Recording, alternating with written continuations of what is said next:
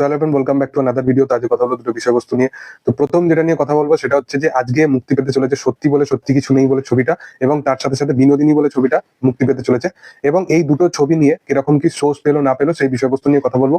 এর সাথে সাথে অমর সঙ্গী বলে, যেটা বিক্রম এবং সোহিনী যে ছবিতে মুখ্য চরিত্রের ভূমিকা পালন করেছে, সেই ছবিটার ট্রেলার আজকে এসে গেছে। তো সেটা নিয়ে কথা বলবো। তো প্রথম যদি কথা বলি সত্যি বলে সত্যি কিছু নেই বা তার অপোজিটে বিনোদিনী বলে ছবিটাকে নিয়ে।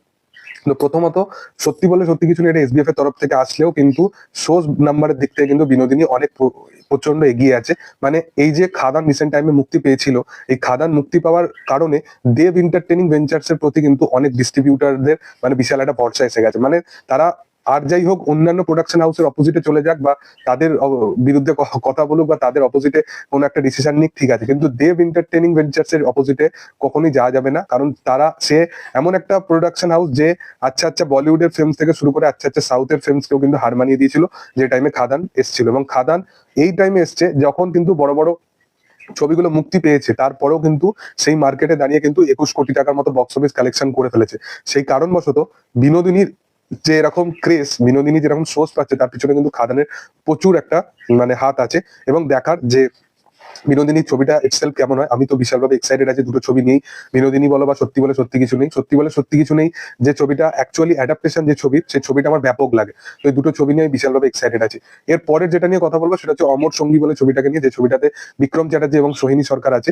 এই কাজটা যখন টিজারটা এসেছিল সেটা আমার খুব প্রমিসিং লেগেছিল। এখানে এইরকম একটা হরর কমেডি জনারের কাজ কিন্তু আমাদের বাংলায় হয় না। তো এই কাজটা কিন্তু একটা ব্যাপক কাজ হতে চলেছে এবং এই কাজটাকে অবশ্যই কিন্তু সাপোর্ট দেখানো উচিত। কারণ এইরকম কাইন্ড অফ হরর জনারের কাজ কিন্তু সচরাচর বাংলায় তুমি দেখতে পাবে না। এবং সেইখানে দাঁড়িয়ে একটা কমেডি ভাইবস রাখা, যেখানে সোহিনীর ক্যারেক্টারটা মারা যাচ্ছে, তারা এক টাইমে প্রেমিক প্রেমিকা ছিল এবং কিছু কারণবশত সোহিনীর ক্যারেক্টারটা মানে তার আত্মাটা সে বিক্রমকে এসে জ্বালাচ্ছে, এবং তার বিনিময়ে কি কি ঘটছে সেইগুলো নিয়ে অ্যাকচুয়ালি সিনেমাটা এইরকম কাইন্ড অফ থিওরির ওপর সিনেমা, কিন্তু যেখানে হরর তো আমরা দেখতে পাই কিন্তু সেইগুলোর অ্যাডাপ্টেশন মোস্টলি হলিউড বা বলিউড কনসেপ্টের উপরই থাকে।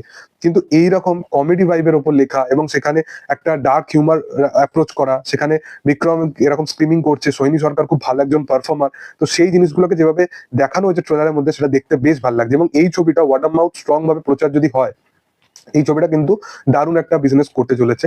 এবং তুমি যদি দেখো বিক্রম চ্যাটার্জি আপকামিং দিনের সত্যি করে একজন ভালো স্টার, কিন্তু মানে তার মধ্যে কিন্তু একটা স্টার পাওয়ার অ্যাকচুয়ালি আছে এখন থেকেই। মানে সে যেরকম স্ক্রিপ্টিং অফ চয়েস তার মধ্যে যেরকম আছে, মানে তার যে চয়েস অফ স্ক্রিপ্টিং খুব ভালো। সে কিছুদিন আগেই যে বন্ধুদের নিয়ে যে ছবিটা করলো 2024 বা 23-এর সময়, 23-এতে, তারপরে পারিয়া বলে ছবিটা করলো, তারপরে একটা প্রসেনজিৎ চট্টোপাধ্যায়ের সাথে যে ছবিটা এসেছিল তার, সেই ছবিটাতে তার পারফরমেন্স সবাই তারিফ করে।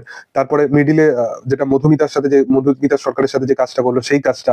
তো তার 4-5টা যে প্রিভিয়াস কাজগুলো, সেগুলো কিন্তু প্রত্যেকটা ছবি কিন্তু নিজের জায়গায় খুব ভালো ছবি। দেখার যে এই কাজটা কেমন হয়, আমি তো এই কাজটা নিয়ে বিশালভাবে এক্সাইটেড আছি। তোমাদের কি বক্তব্য এই বিষয়বস্তু নিয়ে অবশ্যই কমেন্ট সেকশনে জানাতে পারো। আর ভিডিও যদি ভালো লেগে থাকে লাইক শেয়ার সাবস্ক্রাইব করে দিও। Thank you all, by.